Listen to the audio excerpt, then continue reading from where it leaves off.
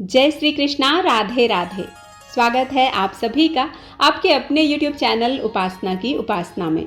आज की वीडियो में आप जानेंगे पुरुषोत्तम मास में दीपदान कब करना चाहिए, पंच दिवसीय दीपदान का क्या महत्व है और इस दीपदान में बाती किस प्रकार से बनानी चाहिए, कितनी बाती बनानी चाहिए, दीपदान किस किस स्थान पर करना चाहिए और इसके साथ ही आप जानेंगे कि दीपदान की कथा क्या है।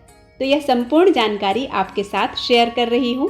वीडियो पसंद आता है तो प्लीज़ लाइक ज़रूर कीजिएगा। चैनल पर पहली बार आए हैं तो इसे सब्सक्राइब करना बिल्कुल मत भूलिएगा।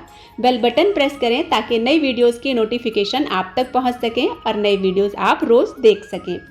वीडियो में आप अंत तक बने रहें ताकि वीडियो की हर एक बात आप अच्छे से समझ सकें। जैसा कि आप सभी जानते हैं कि सावन का पवित्र माह चल रहा है और महादेव की कृपा प्राप्ति के लिए सावन मास को सबसे सर्वश्रेष्ठ बतलाया गया है। साथ ही 19 साल के बाद यह शुभ संयोग बना है कि सावन के साथ ही अधिक मास की प्राप्ति हुई है। तो शिव पुराण के अनुसार इस माह में अन्नदान वस्त्रदान को सर्वश्रेष्ठ बतलाया गया है। जो लोग अन्नदान और वस्त्रदान नहीं कर सकते हैं उन्हें दीपदान सर्वश्रेष्ठ बतलाया गया है। प्रत्येक मनुष्य को, प्रत्येक व्यक्ति को श्रावण मास में दीपदान जरूर करना चाहिए।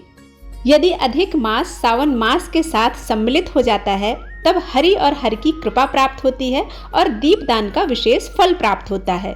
क्योंकि महादेव जी श्रीहरि विष्णु के उपासक हैं और श्रीहरि विष्णु महादेव जी के उपासक हैं, तो दोनों ही भगवान अर्थात हरि और हर की कृपा प्राप्त हो जाती है। यदि आप अधिक मास में आखिरी के 5 दिनों में मात्र दीपदान भी करते हैं तो भी आपको अधिक मास का पूर्ण फल प्राप्त हो जाता है। यदि अधिक सावन मास में 365 बाती का दीपदान कर दिया जाए तो जीवन के समस्त कष्टों का नाश हो जाता है। महादेव शीघ्र प्रसन्न हो जाते हैं और आपके घर से समस्त दरिद्रता को दूर कर देते हैं। 365 बाती का जो दीपदान है वह विशेष तिथियों में किया जाता है और ध्यान रखें, इस दीपदान का विशेष महत्व आपको अधिक सावन मास में ही मिलता है। जब पुरुषोत्तम मास सावन मास के साथ आता है तब यह विशेष संयोग बनता है और इन 5 दीपों का दान करने से जन्म जन्मांतर की दरिद्रता और दुख दूर होते हैं। एकादशी, द्वादशी, त्रयोदशी, मासिक शिवरात्रि और अमावस्या पूर्णिमा के दिन यदि आप 5 दीपों का दान करते हैं तो भगवान श्री हरि विष्णु के साथ देवाधिदेव महादेव प्रसन्न होते हैं और आपके जीवन के सभी कष्टों को दूर कर सुख शांति और समृद्धि प्रदान करते हैं। इन तिथियों में दीपदान करना शास्त्रों में विशेष रूप से बताया गया है। यदि आप सभी तिथियों में दीपदान नहीं कर पा रहे हैं तो किसी एक तिथि पर भी आप इसे कर सकते हैं। आप चाहें तो मासिक शिवरात्रि पर कर सकते हैं, आप चाहें तो अमावस्या के दिन भी कर सकते हैं और आप चाहें तो जो कल आने वाली एकादशी है, परमा एकादशी के दिन भी यह 5 दीपक का दान आप कर सकते हैं। जीवन के सभी कष्टों से मुक्ति के लिए 365 बाती का दीपदान आपको जरूर करना चाहिए। मिट्टी का पात्र ले सकते हैं आप दीपदान करने के लिए। आप चाहें तो नारियल के आधे भाग में भी दीपदान कर सकते हैं और आप चाहें तो आटे से दीपक बनाकर भी दीपदान कर सकते हैं। यह सभी संभव नहीं है तो आप धातु के दीपक में भी दीपदान कर सकते हैं। यदि आप अधिक श्रावण मास में लगातार पूरे 2 महीने पूजा नहीं भी कर पाए हैं, चाहे वह कोई भी कारण हो, लेकिन यदि आप 365 बाती बनाकर एक दिन दीपदान करते हैं तो हरि और हर की कृपा प्राप्त होती है। आपको न सिर्फ अधिक श्रावण मास का पुण्य फल मिलता है बल्कि पूरे वर्ष की पूजा का पुण्य फल प्राप्त हो जाता है।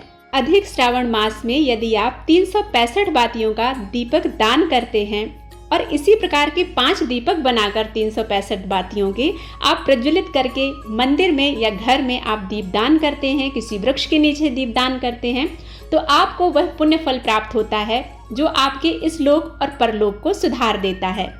तो आपको कोशिश करनी चाहिए कि आप 365 बातियों का ही दीपदान करें। परंतु यदि आप ऐसा नहीं कर सकते हैं, किसी कारणवश आपके लिए यह संभव नहीं है, तो आप 2 रुई की बाती या मौली की बातियों को मिलाकर आप दीपक प्रज्वलित कर सकते हैं। पर ध्यान रखें, दीपक कभी भी एक बाती से नहीं जलाना चाहिए।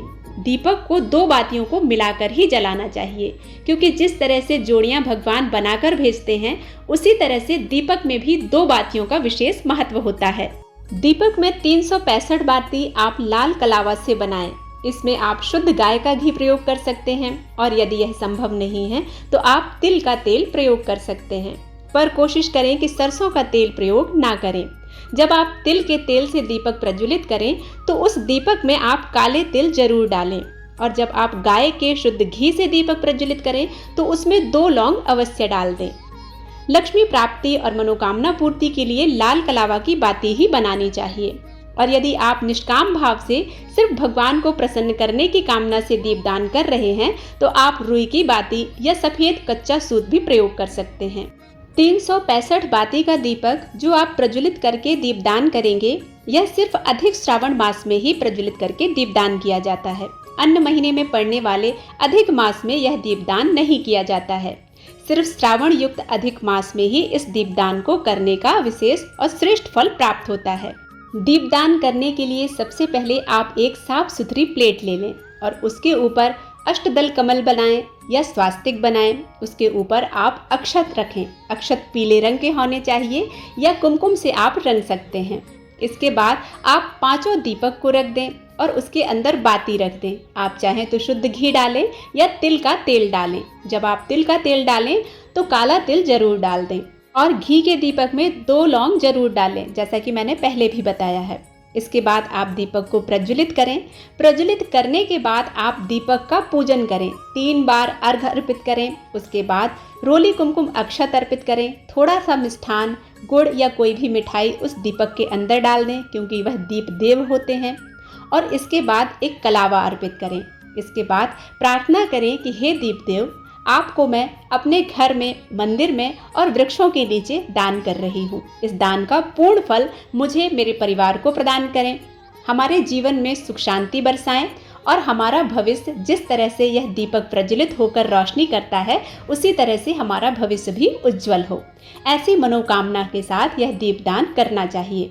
अब इन दीपकों को दान किस प्रकार से किया जाता है, तो सर्वश्रेष्ठ होता है कि आप इन दीपकों को ले जाकर मंदिर में अर्पित कर दें। परंतु कई बार ऐसा संभव नहीं होता है, तो आप इस दीपदान को अपने घर में ही कर सकते हैं। पहला दीपक आप पूजा स्थल पर स्थापित करें, दूसरा आप तुलसी माता के सामने अर्पित करें, तीसरा पीपल वृक्ष में अर्पित करें, चौथा रसोई घर में अर्पित करें और 5वां दीपक आप अपने मुख्य द्वार पर स्थापित करें। इस प्रकार से 5 दीपक आप अपने घर में भी स्थापित करके वही पुण्य प्राप्त कर सकते हैं जो किसी देवालय या तीर्थ स्थान पर करते हैं। अधिक मास की मासिक शिवरात्रि के दिन यह दीपदान जरूर करना चाहिए। आपके जीवन से सभी संकटों से आपको मुक्ति मिलती है। आप लाल कलावे का जब प्रयोग करते हैं तो वह लक्ष्मी प्राप्ति के लिए सहायक होता है। जीवन में यदि धन की कमी है तो आपको मौली की ही बाती बनाकर प्रज्वलित करनी चाहिए। इसमें कोई संशय नहीं है कि महादेव के साथ श्रीहरि विष्णु की भी कृपा आपको इस दीपदान से अवश्य प्राप्त होगी। और जब श्रीहरि प्रसन्न होते हैं तो माता लक्ष्मी स्वतः ही प्रसन्न हो जाती हैं और स्थिर रूप से घर में निवास करती हैं। अधिक मास महात्म्य में ऐसा बताया गया है कि इस महीने में दीपदान करने से और कथा सुनने से मनुष्य 5 प्रकार के पापों से मुक्त हो जाता है। तो आइए अब जानते हैं कि दीपदान की कथा क्या है। इस कथा के बारे में जो ऋषि वाल्मीकि ने एक महान राजा दृढ़धनवा से कही थी। एक बार राजा दृढ़धनवा ने ऋषि वाल्मीकि से पूछा कि अधिक मास में दीपदान करने का क्या महत्व है और इसमें कौन सा पुण्य प्राप्त होता है। तब ऋषि वाल्मीकि ने राजा से कहा कि मैं आपको एक कथा सुनाता हूँ जो राजा चित्रबाहु के पूर्व जन्म से संबंधित है। एक समय सौभाग्य नगर नाम का एक राज्य हुआ करता था। उस राज्य में सुख शांति और समृद्धि सभी कुछ था।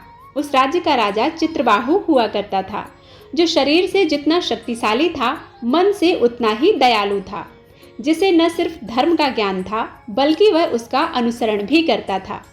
एक बार अगस्त मुनि उसके राज्य में पहुंचे और तब चित्रबाहु ने उनका आदर सत्कार किया तथा उनकी सेवा की। तत्पश्चात उन्होंने अगस्त मुनि से यह प्रश्न किया कि मेरे राज्य में जो सुख शांति और समृद्धि है, इसका क्या कारण है? ऐसा कौन सा पुण्य है जिसकी वजह से यह सब वैभव है? मुनि बोले, अपने पूर्व जन्म में तुम प्राणियों का शिकार करते थे और तुम्हारा नाम मणिग्रीव हुआ करता था। तुम स्वभाव से नास्तिक थे और चरित्र से दुष्ट, दूसरों के साथ बुरा व्यवहार करते थे और पराई स्त्री के साथ तुम्हारे संबंध थे। तुम्हारे इसी आचरण के कारण तुम्हारे जाति के लोगों ने तुम्हारा बहिष्कार कर दिया। इस जन्म में जो तुम्हारी पत्नी चंद्रकला है, वही पिछले जन्म में भी तुम्हारी पत्नी सुंदरी थी, जिसने हमेशा तुम्हारी सेवा की और अपना धर्म निभाया। एक बार वहां के राजा ने तुमसे क्रोधित होकर तुम्हारा ज्यादातर धन लूट लिया और बचा खुचा तुम्हारे जाति वालों ने लूट लिया और तुम कंगाल हो गए।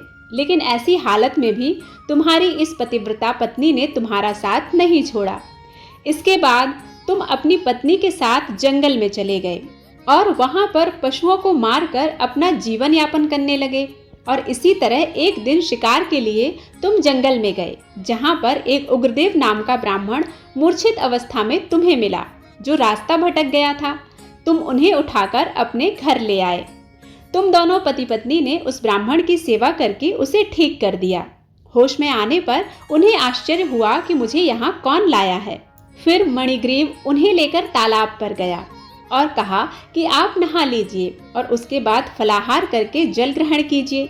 मणिग्रीव और उसकी पत्नी ने उग्रदेव का आदर सत्कार किया और उन्हें प्रणाम किया और फिर उन्हें फल प्रदान किए। इस पर उग्रदेव ने कहा कि मैं आपको नहीं जानता, इसलिए कृपा कर अपना परिचय दीजिए ताकि मैं यह फल ग्रहण कर सकूं।